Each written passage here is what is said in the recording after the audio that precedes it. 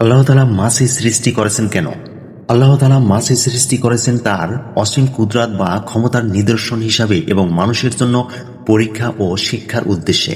পবিত্র কুরআনে মাছিকে এমন দুর্বল প্রাণী হিসেবে উল্লেখ করা হয়েছে যা সৃষ্টি করতে বা তার কাছ থেকে ছিনিয়ে নেওয়ার বস্তু উদ্ধার করতে সারা বিশ্বের মানুষও ব্যর্থ হবে। এছাড়া মাছির এক ডানায় জীবাণু বহন করে এবং অপর ডানা দিয়ে প্রতিষেধক হিসাবে কাজ করে, যা বৈজ্ঞানিক গবেষণায় প্রমাণিত।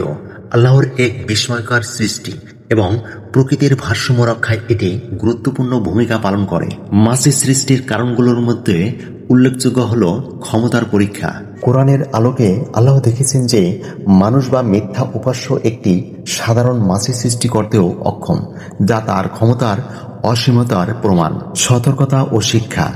মাছি মানুষের আরামকে হারাম করে দেয় ও জীবাণু ছড়ায়, যা মানুষকে পরীক্ষার পরিচ্ছন্নতা ও আল্লাহর ক্ষমতার উপর নির্ভরশীলতার কথা স্মরণ করিয়ে দেয়।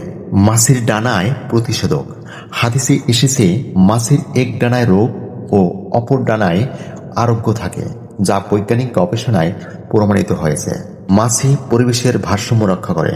মাছি মৃতদেহ বা পচা আবর্জনা খেয়ে পরিবেশ পরিষ্কার রাখতে সাহায্য করে। এক কথায় বলা যায়, আল্লাহ তাআলা এই পৃথিবীতে যা কিছুই সৃষ্টি করেছেন মানুষের উপকারের জন্যই সৃষ্টি করেছেন। সুবহানাল্লাহ।